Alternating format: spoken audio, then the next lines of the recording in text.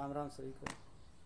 आज हम आपको थायराइड के, जिसका थायराइड है मतलब गला जो है ख़राब रहता है या कुछ खांसी है, खारिश है, उसके लिए हम आपको आसन बताते हैं। वायु को, पूरा ऑक्सीजन को अपने अंदर की ओर खींचते हैं तो ये जो हमारा गला है ये यहाँ से आपस में मतलब चिपक जाना चाहिए। और एक हलासन बताते हैं और एक ये आसन है। इसके क्या करते हैं, दोनों हाथों को ऐसे रखें और स्पीड से खींचते हुए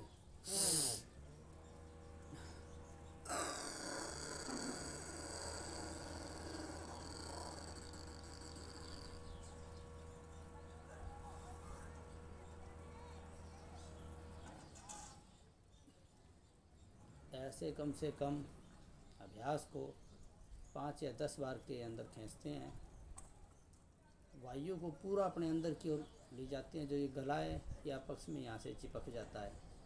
इससे आपका गले का इन्फेक्शन है या गले में थायराइड है, थायराइड की समस्या है, उसमें निजात मिलता है। दोबारा फिर से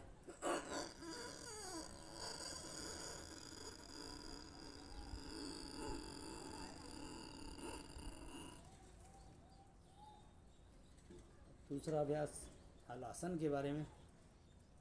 जीभ को बाहर की ओर निकाल के, जीभ को बाहर की ओर निकालते हैं और उस आसन का नाम है हलासन। और ऐसे